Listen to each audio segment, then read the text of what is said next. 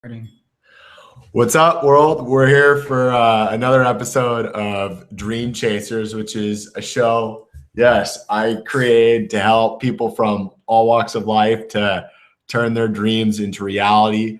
Really proud to be sponsored by Gigtown, which is an app that gives local musicians an opportunity to get booked to play any venue, which is really cool for them because it helps them to chase their dream. And anyone who loves music can go on the app and actually find concerts in their hometown. You can check them out at gig.town/dream chasers. Again, that's gig.town/dream chasers. And speaking of musicians, I'm extremely excited to have Justin. I don't know if I'm a musician, but Well, I'm not going to let you get away with that. Justin Kanoya on the show. Okay, DJ Justin, aka, could probably make up like 50 nicknames for you. Just the DJ boss. Yeah. So just really excited because he's doing big things.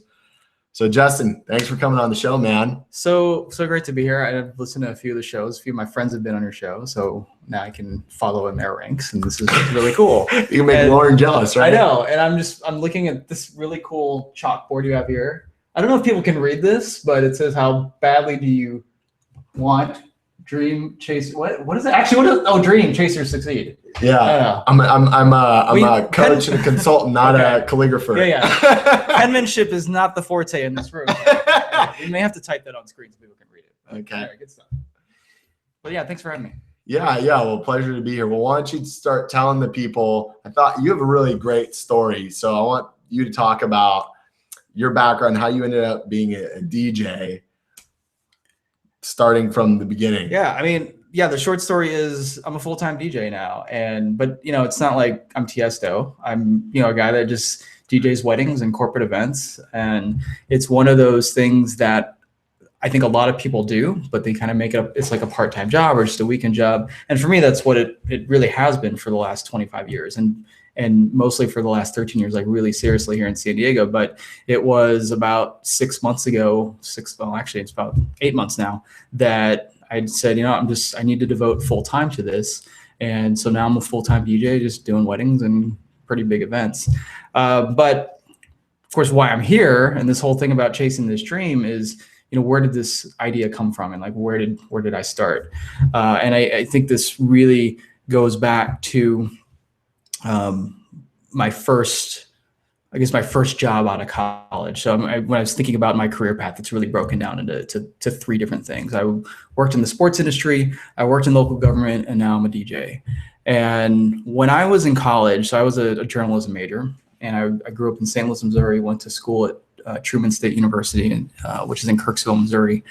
I had the chance to intern at Beckett Publications. And for those that collected baseball cards growing up, Beckett Publications is like the Bible of the sports card industry. It's like if you had this Ken Griffey Jr. card and like, what is this thing worth? You would look it up in the magazine and like, oh, great, it's worth $50 or whatever.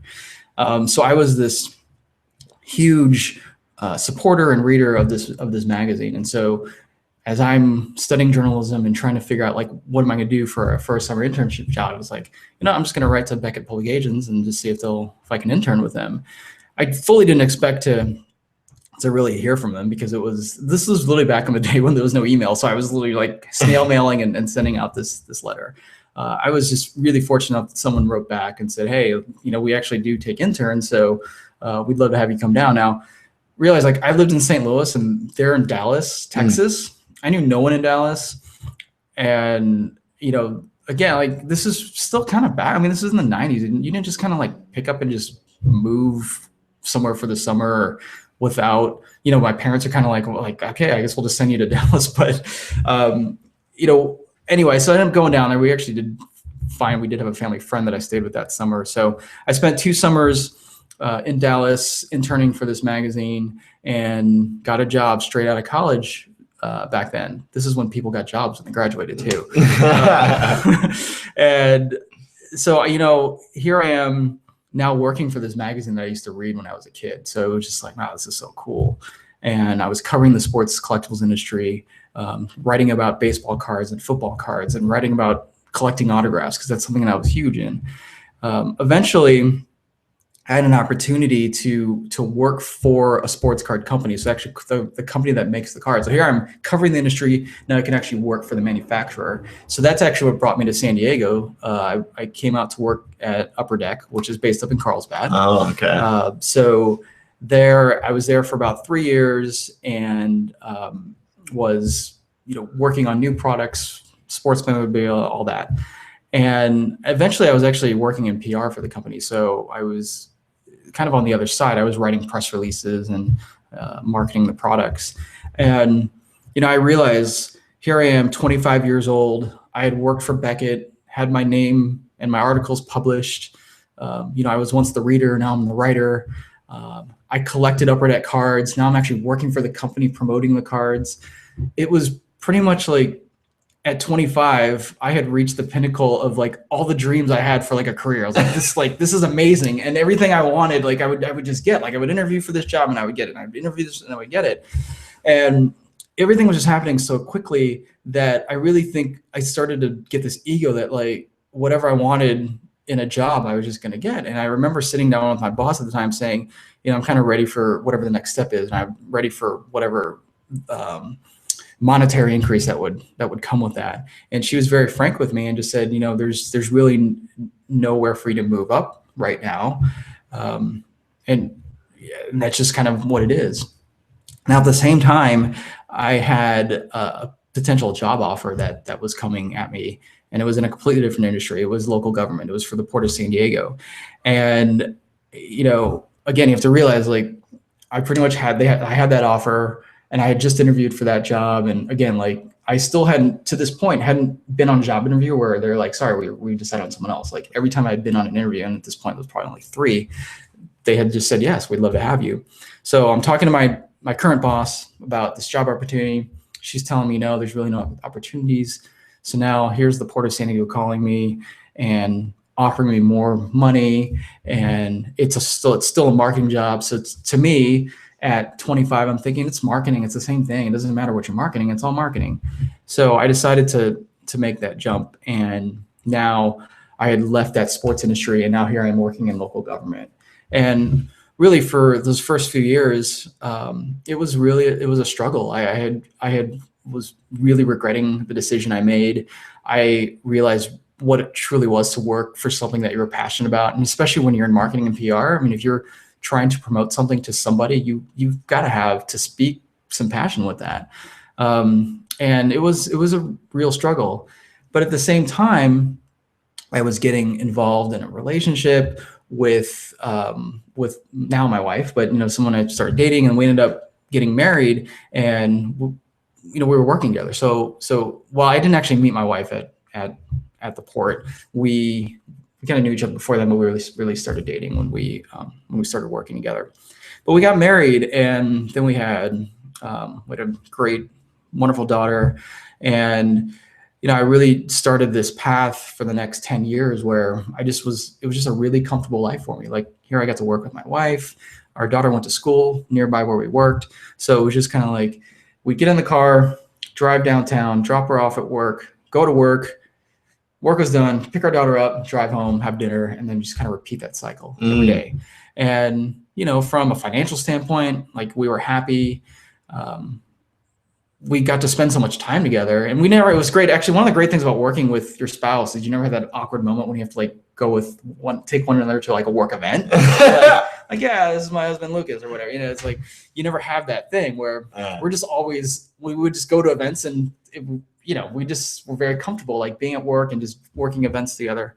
But, and I probably once every few months or, certainly once a year, I would just sit down and have this conversation with her about like, I'm just not happy. And I'm just so drained after work. Simultaneously, I was DJing. I started DJing again when I started working for the port. Just kind of happened to meet somebody that owned a disc jockey company here in San Diego. And DJing was something that I did when I was in high school and did it a little bit through college, but I had kind of stepped away from it. But when that opportunity presented, I'm like, hey, I'm looking to get back into it. Would love to work with you. And he just kind of took me under his wing, and we worked a few events together, and eventually started doing working events for him on my own, and then eventually broke off on my own. And my business, the side business of mine really started to grow and take off. At the same time, I was working at the port every day. And then, of course, DJing occupies you on the weekends. And I would say it was probably about 3 years ago that I started to notice my DJ business declining, because I really just started to rely on word of mouth. And, if like I did your wedding, hopefully you would refer me to other people, or I would work with wedding coordinators and hopefully they were referring me. I just stopped blogging. I just stopped doing all this stuff. And it wasn't really because I didn't want to stop. I just was I was just tired. I was tired from working, raising a daughter. All these things kind of simultaneously were happening. Yeah. Where also at the same time, the way you market yourself, especially for potential wedding clients and everything, I mean, you've got to blog, you've got to maintain social media accounts, and having a website was great 10 years ago, but today, like, there's so much more you got to do to market yourself. I'm sure from marketing this podcast. And I was seeing my business decline really because as a result of me just putting less and less effort into my business. And I really had to make the decision what I wanted to do. And I think part of me turning 40, as well as having some pretty good opportunities on the horizon DJing wise, and having kind of coming to this crux of getting more responsibility at work, but not really wanting it, made me really realize that like it wasn't fair to me to stay in the job I was. It wasn't fair to my coworkers to just kind of give half effort. And then on the other side with the DJing thing, it wasn't fair to my clients. I knew that I wasn't wholeheartedly giving my best effort at events, not only at the events, but after the events. Like what was I doing to serve them after the events? Because there's a lot that I could be doing in terms of blogging and all that kind of stuff. So, I just finally just said, hey, I'm going to do this. And, here we are today. And there's sort of a lot of other things that I think led me to that decision. And I guess we'll get into that a little bit later. But yeah, I mean, that's really what it was for me is kind of coming to this crossroads of, am I making myself happy? But if I'm not happy, and if I'm putting half effort into things, what is that doing to all the other people around me? Right. Yeah. And I think that's a really crucial point, because there's this whole challenge of existing versus actually living, right, that you have to actually go through. And I think it's a really intuitive thing. People know when they're just existing. It's kind of like you were talking about, where you go to work, you eat dinner, you kind of feel burned out. And it just doesn't feel special. Yeah. And I think it takes something to recognize that. And that's part of the reason why I do this show, is to help people realize that, like, you have to get out of your thought patterns and really see like where you're at, because it's so easy to just be comfortable. Yeah. Yeah. And I think it's also to recognize the things that are happening around you that may actually be calling you and telling you that, like, this is happening for a reason. You should pay attention to it, because that could lead you to something else. And the reason I think that's a great segue is I feel like those things were probably happening for like the last 13 years, but I didn't really pay attention to them until last year. So on January 31st, 2015, I just know this because of Time Hop and all those apps that are saying like this, what happened last year. So, and listen, it was literally just 2 weeks ago. I had the opportunity to actually DJ at the Lululemon La Jolla store. And the reason I even had that opportunity is that I was participating in some run clubs and also some other local fitness groups like November Project. And people kind of heard that I DJ'd a little bit on the side. And some of the people that were in attendance, of course, will, work at that store. And there was just kind of a random Sunday, like, hey, we'd love to have a DJ in the store. So would you come in and do it? I'm like, yeah, it'd be cool. I'd never DJ'd like inside a store before. I think I've done like some retail events, like at strip malls and things like that. But to actually DJ in a store was something I had never done. And certainly I'd never done it at Lululemon. And, I'd always kind of thought that'd be kind of fun just because it's the clientele and everything, would be kind of fun for them. So I DJ'd in the store and had a great time with it. The customers, I mean, I remember that day someone actually came up to me and she said, it was a customer. She goes, I was done like shopping 30 minutes ago, but I've just been hanging out listening to the music. So I was like, oh, great. That's exactly what I was hoping for. So, you know, I had a chance to DJ at the La Jolla store, you know, additional times. Also had an opportunity to DJ at the Fashion Valley store. So I kind of became like unofficially like Lululemon's DJ here in San Diego, and would just occasionally like DJ at their stores, whether it was just to have me there, or sometimes they actually had like after hours parties or, you know, specific events that I was doing. And, you know, in DJing at the store and getting to know the employees and also getting to know their ambassadors. So we know Lauren, there's other ambassadors that I was getting to meet. And I started doing yoga and just kind of learning more about people that were teaching yoga, that a lot of them actually like had these corporate jobs, and just because they were being led to yoga and just kind of following in that philosophy, just deciding, you know, hey, like I would rather just focus on this, focus on people that care about being healthy. And like, I want to lead a life of wellness and health. So like, that's what I'm going to do. And so, you know, I was watching these people that that had made decisions that I was struggling to make, and seeing how they were making things work, and also seeing how Lululemon treats their employees in terms of them setting 3, 5, and 10-year goals. And most of those goals in many cases have nothing to do with like still working at the company, but it's all about what they're going to do for their own personal growth, but how that company can take them there. And I just thought that was amazing. And, you know, I realized that there was decisions that I had to make, that if I was going to be where I want to be 5 or 10 years from now, like I'm going to have to make that decision now. And that's when I made the decision. And it was in May of 2015 that I walked away from this long career that was comfortable and into this sort of unknown area, even though I'd been doing this for so long in terms of DJing. But, you know, doing it full time was going to be a completely different thing. And it's like, what am I going to do with this extra time? And with that extra time, it quickly gets filled with, you know, being on the board of the local chapter of the American DJ Association, to actually spending time marketing and blogging, you know, maintaining an Instagram account. And those are the things that when you're you know, working with a potential client, you're like, hey, check out my blog. Like, look at this wedding I did last weekend, or look at this wedding I did at that venue 3 months ago. And it's on, you know, it's on my blog, instead of me just saying, oh yeah, I worked there before. Like, okay, that's great. So do you have pictures from them? Like, no, I don't really, but here, let me tell you about it. But now I can actually show them. And, you know, the reason I bring up this blog is it really became a huge turning point, because I had written about this journey and how working with Lululemon, meeting their ambassadors, really was a life-changing thing for me. And it was so life-changing that I wrote all this down. I posted it, and this post went viral like for 3 days. And within 3 days, like 12,000 people had read this blog post. Wow. And I had posted it on a Thursday night.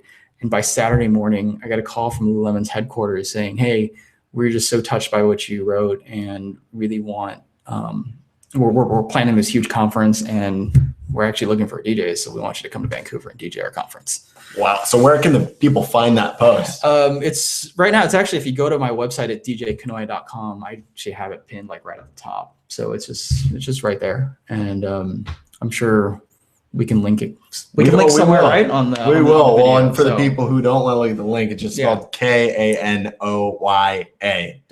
djkanoya.com. So, well, I think you made a few really interesting points. And the first one I want to cover is you talk about kind of mentally learning from those Lululemon ambassadors, yoga teachers. Like, what specifically did you take away from their mental approach to things that you could share with the audience? I think one of the things that really struck me, so then I barely knew her. Now I really consider her a good friend of mine, Helen Klutz, who's a yoga teacher here who's leaving San Diego, by the way. This is pretty dream chasing. I know. By the way, is she next on the show? We probably need to have her. but you better get her quickly because she's leaving soon. But But I'm actually going to see her tomorrow night. Okay. I'm going to her yoga class to talk There about you her go. Kickstarter. Although, you know, it might be better to do a video thing where she's in the Caribbean. So maybe we should help her. You're like, you suck. Anyway, no, she had a job in the corporate world, similar to what she's doing now, but she was like a corporate wellness person. And I remember that person when I was at the port, like once a year, we'd go down to this meeting room, they would take her blood pressure and they would write a bunch of stats down and they would look at it and say, you need to cut out on like sugars and fats and exercise a couple more times a week. And then you can get these numbers down. And like, that was the assessment. I was picturing like Helen, like having to do this like over and over to somebody. And like 90% of the people she's telling this to, like, really don't care. Like, it's just the benefit of the job that they're in. It's like, you get a health assessment from a wellness professional. Yeah. And it really struck me because she was saying how she was like giving advice to people that it didn't really matter to them. And I don't know all the story, but I'm sure she was probably doing yoga and she probably was around people that actually cared about their health and all these things. And that's really what inspired her to become a teacher. And I started to identify with that the sort of the importance of surrounding yourself with like-minded people. Right? I mean, I think we hear that all the time because those are the people that are going to support you. And those are the people that when you talk about dreams are not going to think that they're ridiculous. Like they're actually going to, they're going to support you with it, or they're going to find ways to help you succeed. And, I think that's really goes back to, I mean, I think we can define success in many ways, but these little pieces of success that I've had over the last few months are really attributed to the people that I've chosen to surround myself with. But certainly like my family being supportive from my parents, of course, but especially my wife, my daughter. I mean, for them to have their support in me being able to really chase this dream has been important. Yeah. Well, that's a great point. And I think what is really fascinating about this process is acknowledging the dream and actually like having the courage to go make it happen is a totally different story, because kind of earlier in the conversation, you were talking about how you knew it was there for like 3 to 10 years or something along those lines. It just, sometimes it's so hard to actually take those first steps and make it happen. So I think that's a huge part of it, is that people need to recognize that they're being pulled to something. Yeah. So like, what key indicators could we share with people about how to know that they're truly being pulled to something versus just kind of like, this is more of a hobby? I mean, I don't know if there is like, it's going to differ for everybody. Yeah. But I think just the idea that you're thinking of doing something different, you like, don't dismiss it, right? Like you need to really think about it. I mean, and you could be completely happy in the job you're doing, and it actually could be the job. Maybe it's a different role at the company. Maybe that's the dream, right? Mm-hmm. I mean, most of us think about dreams and it's like leaving this thing and going to do this other thing. But a lot of times it could just be within your own space. It could just be that you want to work in a different department, or you want to manage a different team than you're managing now. Mm-hmm. So I think just the idea that something is sort of sparking is to recognize it and not dismiss it and to explore it some more. But I mean, my advice would certainly be to really attack it and explore it, because, we always talk about things like not coming at the right time. And I remember, I had the conversation about leaving my job probably, at least 2 or 3 times a year. And I remember having a serious conversation with somebody about it probably 10 years ago. And I keep thinking about, man, if I would have done it then, like, can you imagine like where I'd be like right now with this thing? You'd be Tiesto. Yeah, I know. I actually would be Tiesto. You're right. Because there was no Tiesto 10 years ago. Damn it. been playing Coachella this year. But there really is no perfect time. And actually, the greatest advice is that as much as you think like right now, today, this moment, this decision you're trying to make right now is so hard because you can't do it because of this, this, and this. Next week, a year from now, 5 years from now, 10 years from now, there's even be more shit that you got to deal with that's gonna make it difficult. Yeah. You're gonna be married. You might be divorced. You might have more children. You might not have any children. You're trying to have children, right? I mean, there's so many other variables. It's actually going to be much harder tomorrow than it is today. And I mean, these are such ridiculous cliches, but it is so true. I mean, our life is as easy as it's going to get right now at this very moment. It's only going to get more difficult. Yeah. So, and especially if it's a decision you're struggling with, if it's, I can't do it because I don't have this capital, I don't have this money, or my spouse is here and I'm here, so we can't do this thing together right now. But you really have just got to do it and then figure it out. I mean, obviously you got to have a little bit of a plan ahead, but it's definitely not going to, the decision's not going to be any easier a year from now. It's going to be that much harder because there's going to be so many more variables to deal with. Yeah, I totally agree with that. We actually were having this conversation a few weeks ago, and it's really funny because there's this whole law of attraction insight that's out there about like, well, you leap into it and the money will happen and the things will happen. And I think to some degree that's true because you're put in this situation where you have to make it happen. It's just you have to be unreasonable enough in your circumstances to just like go do it, because like you were saying, it's so easy when you have bills to pay, when you have kids, any amount of excuses to just stay where you're comfy. Yeah, it's true. But there's numerous cliches and sayings that go along with about staying put means you're not moving forward at all, and it's true. It's an analogy, but it's true. And so if it's something you're looking to do, then you've got to do it. I would say though, I mean, probably on the plus side to waiting is at least you're gaining some experience. Yeah, certainly if I made the decision 10 years ago, who knows what would be happening. I would be doing Coachella, but but I know I've gained so much experience in terms of just marketing experience and in dealing with even just little things. So I've really set up a great relationship with Fitbit lately. So that, the folks that do the fitness devices have DJ'd an event for them here in San Diego and also in San Francisco. And now I'm doing some things in New York and LA and other stuff for them. And yeah, I mean, they like the fact that I'm a good DJ and I'm doing, I'm doing what's needed, but I think there's a lot of other things that are helping in terms of like being professional on the conference calls, doing post-event blogs and actually like having good writing skill and covering their event in a nice way. So, I think I've gained a lot of just professional skills that are just needed to also survive when you're running a business. Right.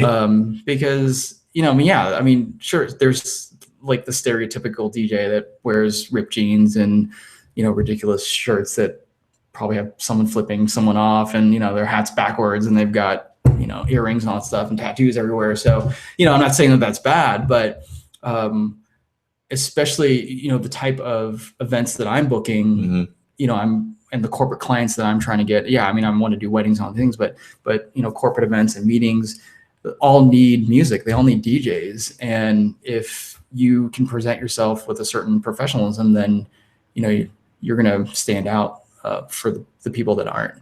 So, I think spending 10 years in a local government agency has given me some skills that I certainly wouldn't have had 10 years ago.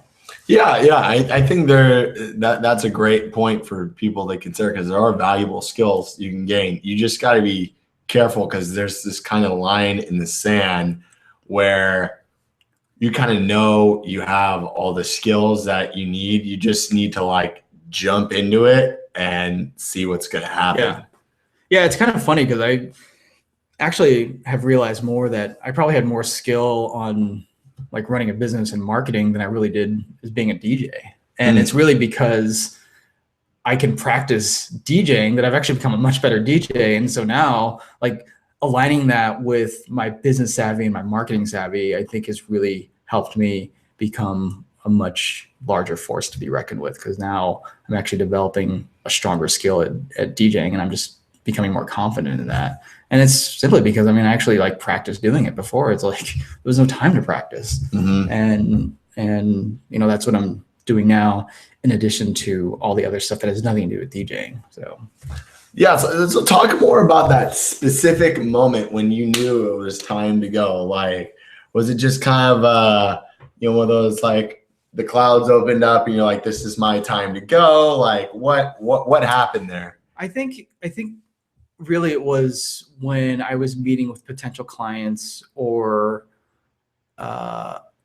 you know, booking corporate events, and realizing I was having, for one, like having to schedule meetings around my job, or having to take time off to go, you know, having to take time off, like having to tell my boss, like, I've got to leave at 3 because I've got a gig that I got to start setting up for at 5, you know, it's a Friday. And, you know, having to answer that question of like, what else do you do? And I was never ashamed of it. And I would always be honest about it. But, you know, I started to think, you know, what if I was on the other side of the table and I was asking that question? You know, what do I expect of the vendors that I hire? Like, I want them to be committed to what they're doing. Yeah. And it's not to say that, because I was doing that dual role, and there's many people that continue to do that. It doesn't mean that they're that they're any less skilled at what they're doing. Yeah. But there is something to be said about someone that is fully invested in what they're doing. Oh yeah. And I think we can all relate to that when we're hiring a contractor from, you know, if we hire someone to paint our house, or someone to do the flooring, or even we got to hire a plumber. Yeah. You're going to be much more, you're going to have preference towards someone that's fully committed. And that's for anything, you know? I mean, that's how it should be. I mean, Yeah. let's be honest here. I mean, even if you're in a dual role, I think there's a part of you that knows you can't give it your all. I was talking to my dad about this the other night. I was like, Dad, I freaking hate this, because despite the fact that I'm still successful at my job, I can't give 110% to any of the things I'm involved with, because I'm splitting hairs. And I think that can't be understated enough for anyone who wants to go and be successful, because you really have to be all in. Otherwise, you're not going to get anywhere. You can't have any side. I mean, you can have hobbies, you can have these little things. And this is kind of what we were talking about. There's that thin line between a hobby and when something kind of becomes full time. And for me with this, there's a few moments where I realized it's like, I can't do this. And it's like all or nothing for me, right? Like, there was people kept saying, well, Lucas, why don't you just do this halfway? I was like, you don't understand. Like, I can't do this halfway, because every time I went through about, 4 or 5 times where I thought I was going to quit, because I was in this kind of up and down phase with the business. And I just didn't know what I was going to do. So I finally just decided, well, I'm going to go sort of all in. And even in that process, I just kept realizing, like, it's so funny how everything pans out. Because even when you try to do both things, you just physically can't. Yeah. Well, and you kind of talking about that hobby thing, hobbies is, as the very nature of a hobby, is like something that is the alternate of what you typically do to just kind of take you away, let you relax, because like you're like so stressed out about this one thing. It's like, you need a hobby. You need to go do that hobby that you do. And in some ways, until you're doing the hobby full time and getting paid to do it, even though I was getting paid to DJ, you really have to consider it a hobby, because I was doing nothing with it, like between the hours of 9 to 5, or if I wasn't doing it the right way. Like, I was like on my company's dime, like researching some new piece of gear. But, I kept thinking about, what could I do with my time if this was my job? And, what opportunities could I be exploring if this was actually my job? So how can I take this from a hobby to an actual profession? And I think, and when I was really thinking about that, like getting my gear ready or getting things cleaned up or just testing things or practicing a new mix, like those are the kind of things that professionals do. Because if it's a hobby, then it's just something you kind of do at your house, or especially for a DJ, it's something you might just like doing a spare room or in your bedroom. And it's okay if like things screw up or something doesn't work. But like people are paying me to like be at their wedding and make sure that like my gear is all working properly and that I know what I'm doing. And that's when you have to realize like I need to be spending more time on this because the product that I'm putting out needs to be like top notch. Like there's no redoing some event. I have to make sure that the equipment that I'm using is all working properly and tested properly. And I was doing that, but I was like squeezing that in like after work or like late at night in my garage or like early in the morning before the gig. And now it's great. It's something that I actually do during the day. I actually just heard this really cool. Actually, I was watching DJ Jazzy Jeff do this set, and he mixed in a really cool song under this really cool beat, and I was like, oh, that's really cool. So, like literally before I got here, I was practicing that, and I was thinking like, that's something that I would have heard, but probably just forgot about, or just like thought like the next day I'd be at work thinking like, wow, I can't wait to like get my stuff out so I can just practice that one little thing. And those are the things I'm talking about. Like it's things that were a hobby. It's things that now I can actually practice, become a better DJ. And like, now I'm like I just did this little mix and I'm like, I can't wait to do that this weekend. Cause where am I going to drop that thing? So those are the kind of things that now I think are important for me as a performer, that I'm actually thinking about events that I'm going to do, and I'm actually practicing the things that I'm going to do, because there's a whole other thing that just kind of goes into being a DJ. There's like making sure your gear's working properly, but then there's also like, how am I going to introduce this wedding party, or how am I going to welcome everybody? What song am I going to play here, and what song am I going to bring in? Like what's new and what can I make? There's all these things now that I can really think about and really think ahead and actually plan a performance out and really think about it as a performance and not just like a gig, not just like an event that I'm showing up to play music at. And that's really what I'm striving to do, is really be an integral part of an event that I'm at now, that I'm not just the DJ. And I make a point of that. By the way, anyone that goes to an event or plans an event and says, oh, are you the DJ? And they're like, yeah. And I'll say yes. And then they're like, okay, well, here's what we got. And I always make it a point to say, my name is Justin.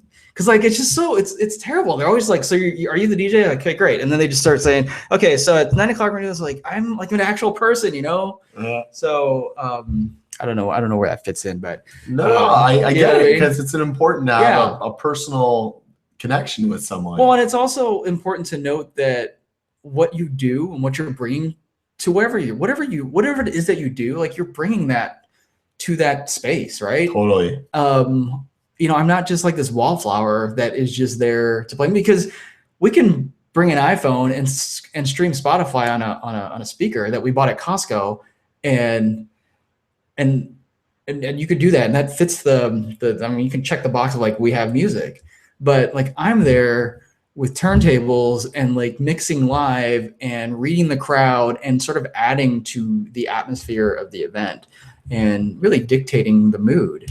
So, those are the things I think that, and I think those are a lot of the things that I was thinking about that were sort of these moments of, how do I transform myself to just being the guy that plays music to being an integral part of the party? Yeah. As important as having a bar or having food. Having music is important, but having someone that's actually there performing the music is a completely different thing. And that's what I'm trying to transform into. Yeah. Well, it's part of who you become. And I think something for people to look for is, when you realize this can't be a hobby, that's a good thing. Yeah. I think you have to really take that on. And I think that's what kind of took me a while to come around because I knew there was going to be so much hard work that I was going to have to go into this. And I mean, that's the best sign to me that you're on to something that you really want to do, because you basically just have acknowledged like this is either 0 or 100. The problem is people usually walk away because it takes either you get fired or an extraordinary circumstance or person for that matter to go make that happen. And to kind of tag on what you were saying about what you're bringing to a situation, if you can't bring 100% of yourself to any situation, like why be there? There's no point, because you're not the organization you may be working for, or the they may be getting a little bit better, but they're not even getting all of you. Mm-hmm. That sucks. Like, I gotta tell you how many CEOs and business owners of successful companies I talk to who say, the number one thing I want is a good employee. And in my head, I've always thought I'm a good employee. Yeah, that's a lie though, because I'm really not. I mean, we're having real talk here. Yeah.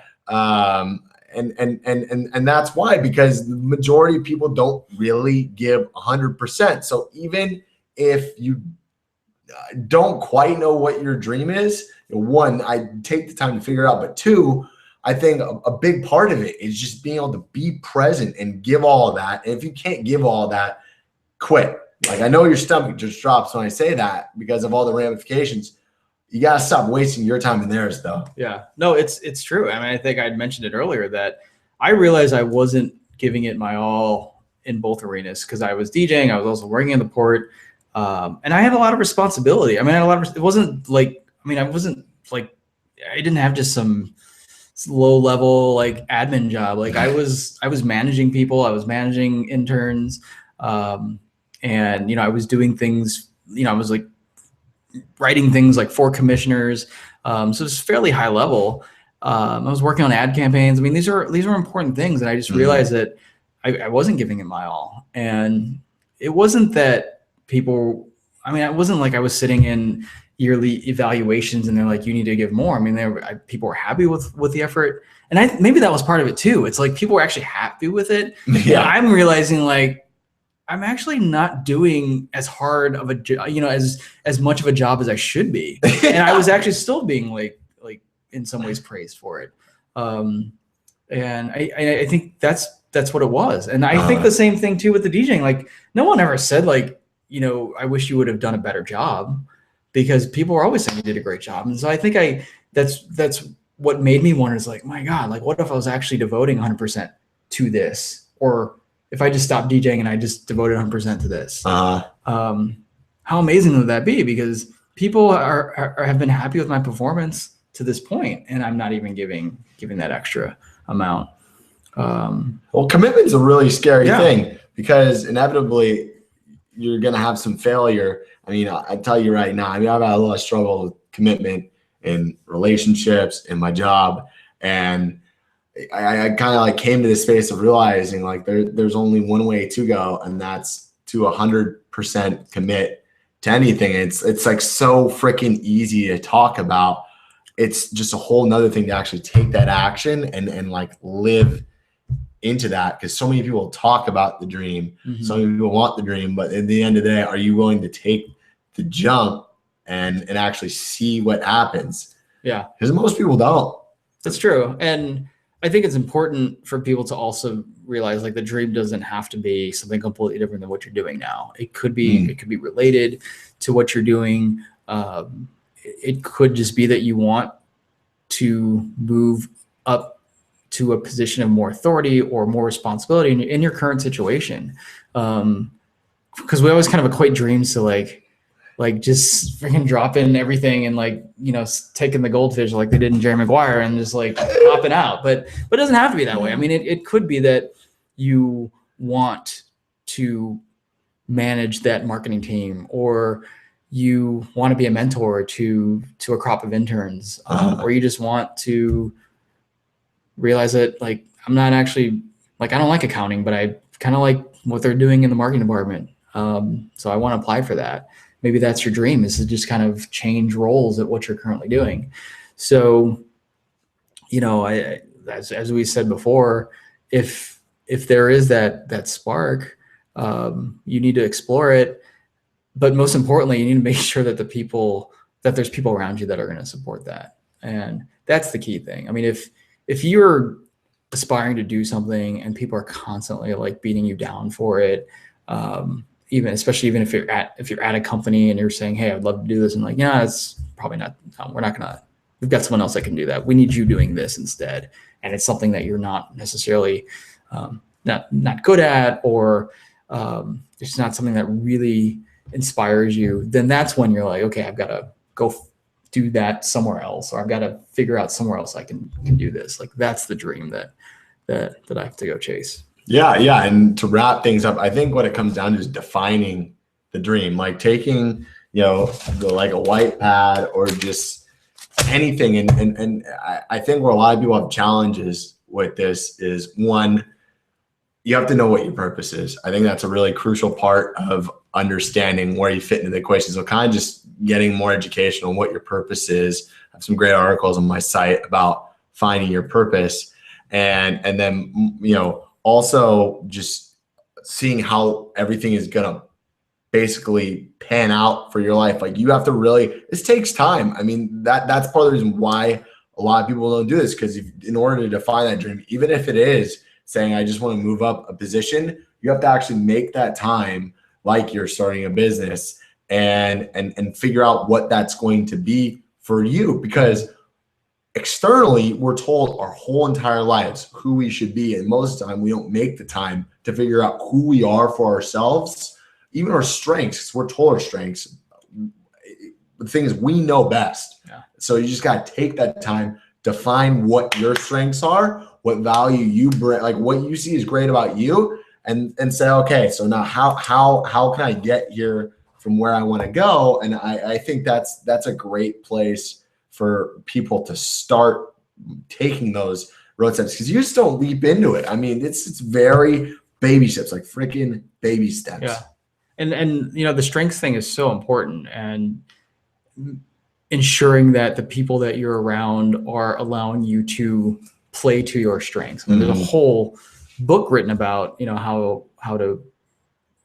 how people need to work to their strengths and do those things. And I think what it was over the last year for me, and kind of leading up to me quitting my job and DJing full time, is that there were a lot of people that were saying, I want you to DJ here. And that had been happening all around, but I think it was sort of these new arenas that I was getting into. So it was like DJing at Lululemon. It was DJing for Lauren Padula at a yoga event. It's those kind of things where they needed something, and it was something that I hadn't done before. Mm-hmm. And it was for people that I hadn't done. They just knew that I DJed, and like, we need someone that is we need a good DJ.